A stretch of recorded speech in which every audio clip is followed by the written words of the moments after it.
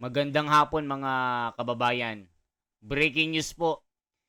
Senador Marcoleta ay nanawagan na mag-ingat po ang mga mambabatas na tumanggap po ng mga payo dahil po dito nalilihis yung tama at tunay na katwiran ng batas. Pakinggan po natin mga kababayan. Meron na pong kapasyahan eh. Ang dami pong gustong sumausaw, ang dami pong gustong magsabi ng kaibayong pananaw at paniniwala doon sa kapasyahan na iginagalang nating lahat. Nang ibig ko po sanang sabihin, magpakaingat-ingat naman tayo kung sino-sino na lang ang nagpapayo sa atin. Kung mapapansin po ninyo ang karamihan ng nagpapayo na yan, may pagkakatulad po silang lahat eh. Una, lahat po sila hindi nila binasa ng kumpleto yung rules of procedures ng impeachment proceedings sa House of Representatives. Sapagkat kung binasa po nila yon, malamang hindi po ganun ang kanilang ibinubulong. Pangalawa, lahat po nung yun ay puro paborito po ng mainstream media. Sila na lang po yung tinatanong eh. Pangatlo, lahat po ng yun, walang pagmamahal sa mga Duterte. Ngayon, kung yung kalipunan po ng mga tao na yun, ng karamihan po sila, sa kanila ay nagsasabi, sila po yung mga legal luminaries. Tingin ko po sa kanila, yung iba ay legal mercenaries, Sir President. With all due respect to the word. Kaya po kung minsan, imbes na po malinawan ang marami po nating kababayan, nagkakaroon po ng pag-aalinlangan. Yung iba po ay naililigaw, nalilinlang sapagkat iba't iba. Kaiba yung mga paniniwala, pinipilit at gustong ipilit na yung pa yung mananaig kesa dusang kapasyahan na po na ibinaba ng Korte Suprema. O yan mga kababayan ha. Senator Soto, ano masasabi mo dito? Di ba ganyan ka, pinipilit mo yung gusto mo. Ayan, si Senador Marcoleta. Sana napakinggan mo ito kasi namimilit ka kasi ng gusto mo eh. Di ba mga kababayan, mga legal luminaries na wala namang jurisdiction para hindi sundin itong Korte Suprema, di ba mga kababayan? Nandyan na ang senador ng bayan, Senator Marcoleta, na dala-dala ang tunay na katwiran, mga kababayan. Kaya sa debate, hindi nila matalo-talo. Pinakain lahat ng damo. Pinakain ng damo na pagkain ng kabayo. Mga kababayan, ngayon naman po mga kababayan, ano ba ang masasabi ni Robin Padilla, mga kababayan? Puntahan naman natin si Robin Padilla kung anong masasabi niya dito. Si Robin Padilla, meron ding masasabi sa kanyang pagboto ng against the impeachment. Ito po mga kababayan, panoorin po natin. Padilla. Senator Robin Hood Padilla is recognized to explain his vote. Padilla. Senator Robin Hood Padilla is recognized to explain his vote. Maraming salamat po, Ginoong Pangulo. A'udhu billahi minasyaitanir rajim. Bismillahirrahmanirrahim. Alhamdulillah rabbil alamin. Bismillahi wassalatu wassalamu ala rasulillahi. Assalamualaikum warahmatullah. Alam niyo po, ito na po siguro ang pinakamaligayang araw sa buhay ko sapagkat makasaysayan. Ako po ay nagpupugay at malalim na paghanga sa isinagawang paliwanagan ni Senator Marcoleta, Senator Soto, Senator Ontiveros, Senator Lacson, Senator Pangilinan, Senator Aquino, Senator Pia Alan Cayetano, Senator Raffy Erwin Tulfo, Senator Mig Subiri. Ang palitan ng mga paniniwala sa plenaryo ay simbolo ng humihinga at buhay na Senado. Nagagawa natin ang kalayaan at kasarinlan. Isang demokrasya na naririnig ang bawat naratibo. Tagahanga po ninyo ako lahat. At alam naman po ninyo, sa maiksing panahon ko rito, ako ay pro-Westminster. At ngayon, system po, system. Yan po yung parang sa UK. At yan po yung nakita ko ngayong araw na ito. Ang lahat ng mga senador ay gising, ang lahat ng mga senador ay nandito, ang lahat ng mga senador ay nagtatrabaho sa ayon sa kagustuhan kong makita ko ang bawat debate at ang bawat opinion ng bawat isa. Kaya nagpapasalamat po ako. Napakagandang araw po nito sa inyong lahat at sa ating lahat. Ngayon, mga kababayan, gusto ko pong malaman ninyo na ako po ay nagbibigay pugay sa lahat ng nanonood sa atin ngayon. Malamang ang sasabihin ninyo, siyempre si Robin Padilla, ang boto niyan, alam na natin. Eh, mabuti po, alam nyo na. Ang gusto ko lamang pong liwanagin ay ito. Ang nais ko, sana, ay katapusan na nito. Dismissal. Una pa lang po, bago pa lang po kami na-convene, labag na po sa kalooban ko na matuloy ito. Nakita nyo naman po noong nagkasumpaan, talagang ipinaglalaban namin na politika ito. Politika ito At kailangan ng due process. Pero natuloy pa rin po, nag-convene pa rin. Pero hindi pa rin po ako nagsuot ng robe dahil para sa akin ay protesta.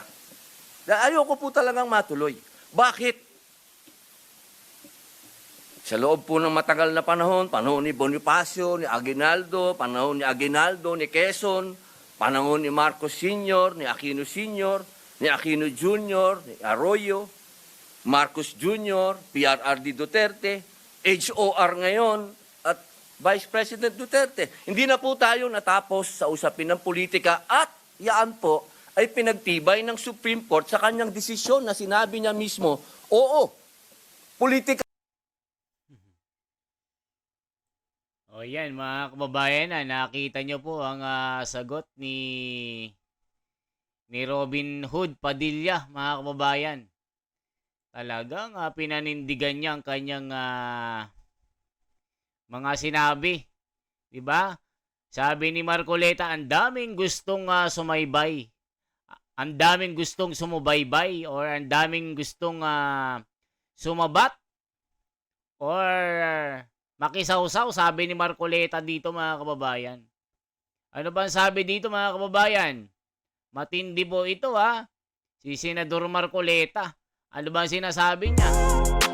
Tignan nga natin ang sinasabi ni Senador Marcoleta dito, mga kababayan. Ang nakakagulat ito, Talagang meron na naman siyang banat dito.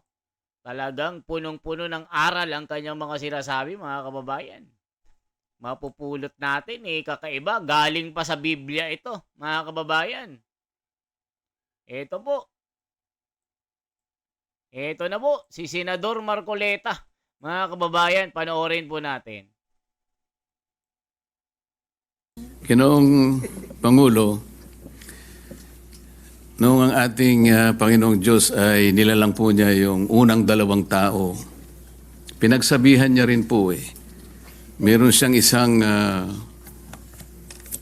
sinabi sa kanila na para rin po sa kanilang kapakanan. Ang sabi po niya, kayong dalawa, lahat ng nakikita ninyo na bunga ng halamanan sa inyong paligid at lahat ng mga hayop na nakikita nyo na gumagala riyan, pwede ninyong kainin para sa inyo lahat yan. Ngunit yung natatangi na puno na nandiyon sa gitna, ay huwag ninyong gagalawin. Matatag po ang kabawalan ng ating Panginoon Diyos. Kaya lang po, meron pong isang ahas na biglang nakialam. Nako po. Sabi, Sino kaya itong ahas na ito, mga kababayan? Kita nyo naman, Ang daming ahas dyan. Sa Senado. Sa Kongreso. Mga kababayan, tumutuklaw. Tignan nyo po si PRRD, natuklaw. Si Sara Duterte, natuklaw. Mga kababayan, tayo natuklaw ng ahas. Sino kaya ito, mga kababayan?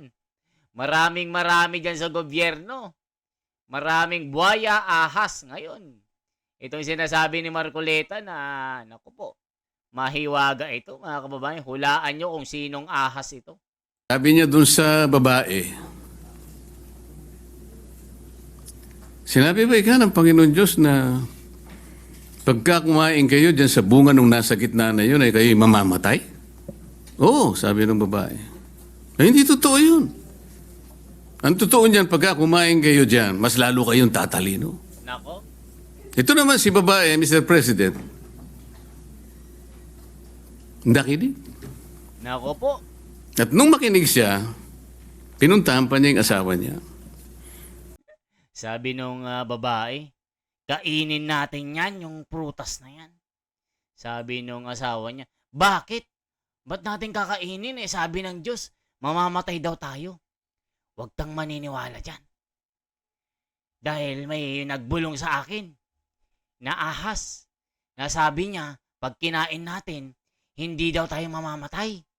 Sinungaling yung nagsabi sa atin na, di ba sabi ng Diyos huwag niyong kakanin itong isang puno na ito. Yun yung sinasabi ni Marcoleta. Na pag kinain nyo, mamamatay kayo. Sabi nung babae na asawa ni Adan, si Eva, kainin natin yan. Hindi raw totoo na mamamatay tayo.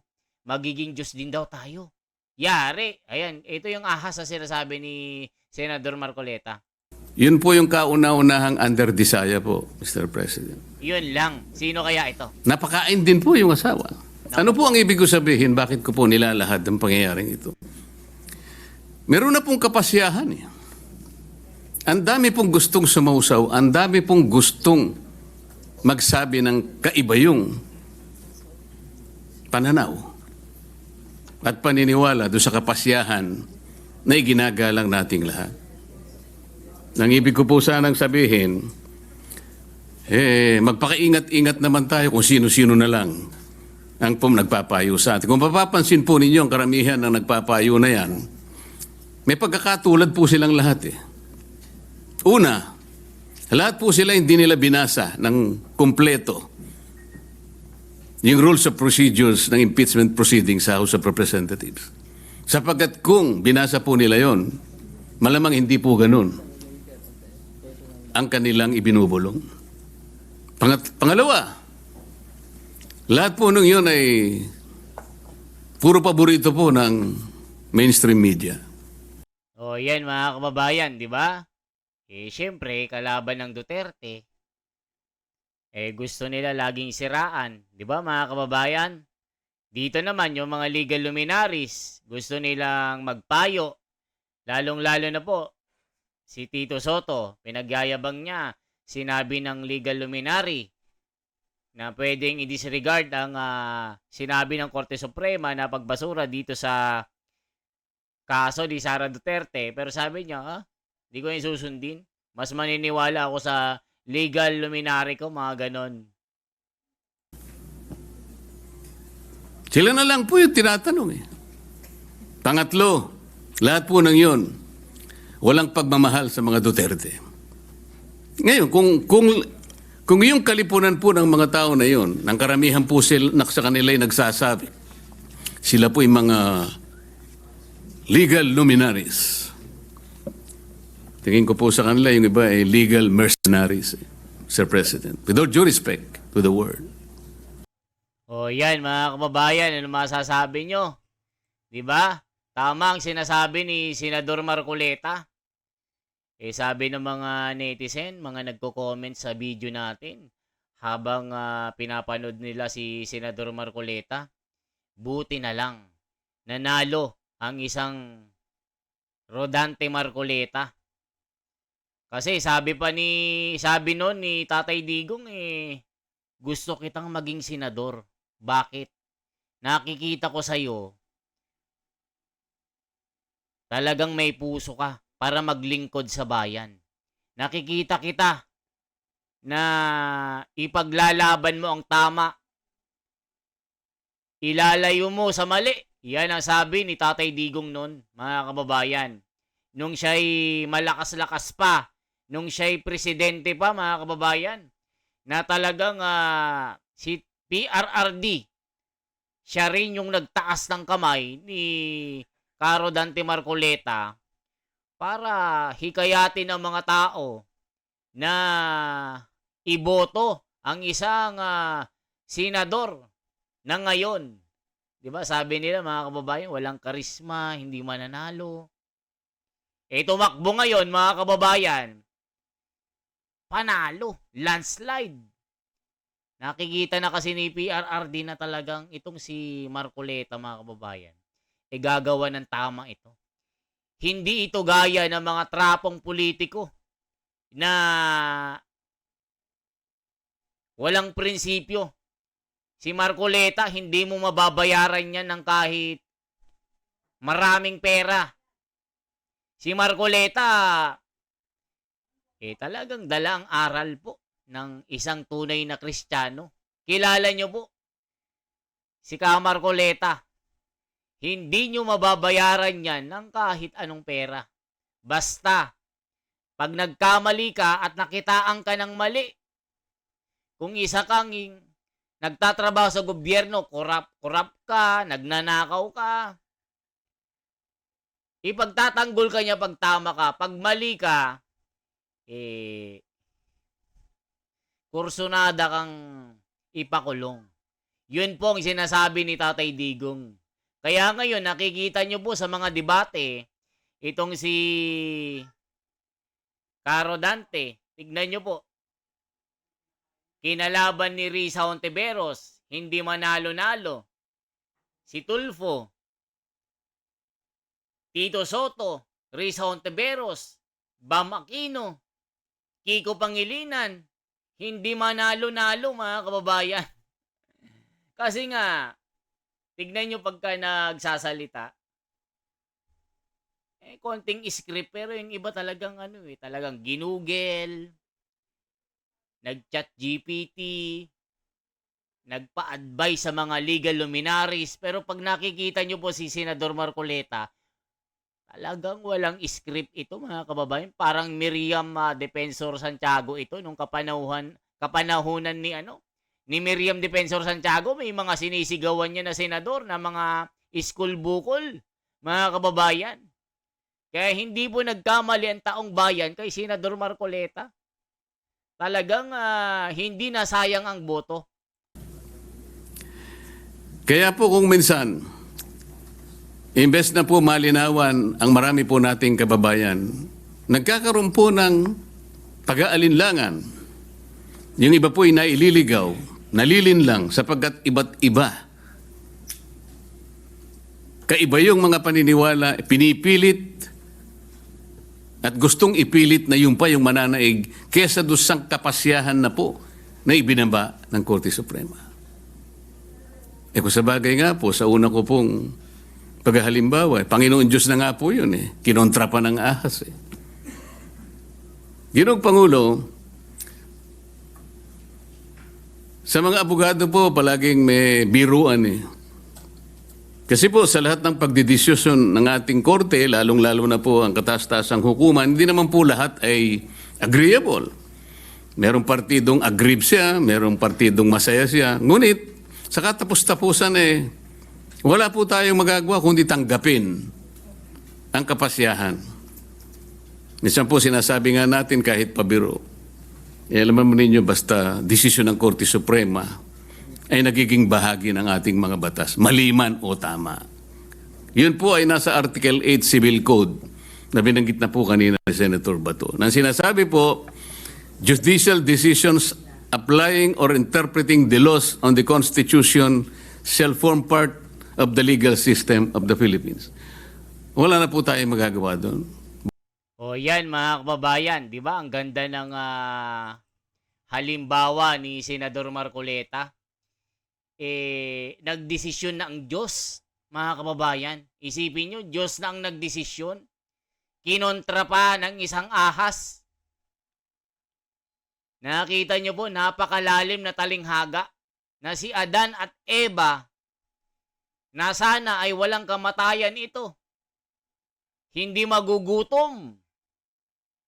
Ang utos ng Diyos, mga kababayan, kakainin nyo lahat ng mga prutas, mga pagkain sa aking paraisong ito. Pero wag nyong kakanin ang isang puno, ang isang prutas, dahil mamamatay kayo. Pero dumating yung ahas, mga kababayan. Kinausap si Eva na talagang sinabihan si Eva, kainin mo yan, yung prutas na yan. Huwag kang maniniwala sa Diyos mo. Bakit? Kasi pag kinain mo ang prutas na yan, magiging Diyos ka din. Hindi ka mamamatay. Binulungan si Eva, mga kababayan. Ting! Ting! Umikot-ikot yung mga kababayan, yung isip ni Eva. Totoo kaya ito? Totoo yan, sabi nung ahas, binulungan. Kainin mo yan, kainin mo na. Totoo bang sinasabi mo na magiging Diyos din ako? Oo. Hindi na ako mamamatay?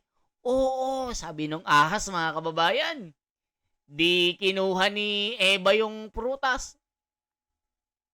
Ow! Ow! Ow!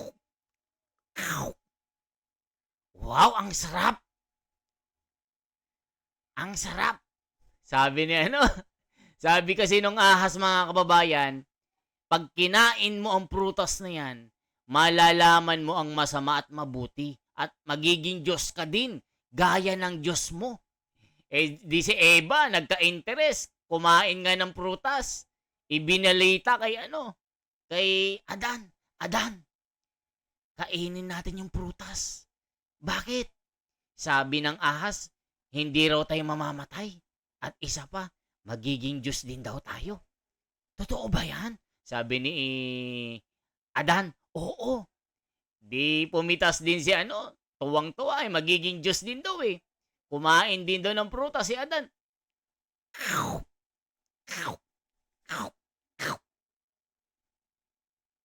Ayun na, dun na nagsimula ang kalbaryo ng mag-asawa. Pinalayas sila sa hardin ng Eden, sa paraiso. Kasi nandun na lahat ng mga kailangan nila Hindi na sila magugutom, hindi sila mamamatay. Nandun na lahat yung karangyaan na gusto nila. Ibinigay na po ng Panginoong Diyos.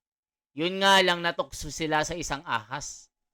Kaya yan po yung pagkakahalimbawa ni Senador Marcoleta na may ahas na tumutukso sa mga, alam niyo na, mga kababayan, yung nagdesisyon ng Korte Suprema pero gusto nilang suwagin, gusto nilang sila pa ang masunod. Kaya yung ahas na yan, yun po ang tumukso kay Adan at Eva. Sinabi ng Diyos, huwag yung kakainin yung prutas na yan sa isang puno dahil mamamatay kayo. Sabi nung ahas, kainin nyo yan, Eva at Adan, dahil malalaman nyo ang masama't mabuti. Tama ba ako, mga kababayan? O sinabi niya na magiging Diyos ka din. Parang ganun Basta yung summary nun, yun na yun. Nagdesisyon na ang Diyos, kinontra pa ng ahas. Yan po yung sinabi ni Senador Marcoleta. So anong masasabi niyo po, mga kababayan? Napakahiwaga po ng talata po at kwento sa Biblia itong naganap na ito. Sa panahon ni Eva at Adan, natukso sila sa isang ahas. Di ba, mga kababayan? Kaya salamat po. Buti na lang meron isang Rodante Marcoleta na talagang nagpapaliwanag po sa mga isyong ito. Talagang hindi po nasayang yung boto ng bayan. abogado ng bayan, napakatalino. Talagang nakatakda talaga na si Caro Dante Marcoleta na mapunta sa posisyon na yan sa Senado para maipaliwanag at magkaroon ng katwiran at katotohanan at pantay-pantay na pagtingin ng batas. Yan po ang aking bahagi. Salamat po mga kababayan. Isang like, isang share po at isang subscribe. Salamat po.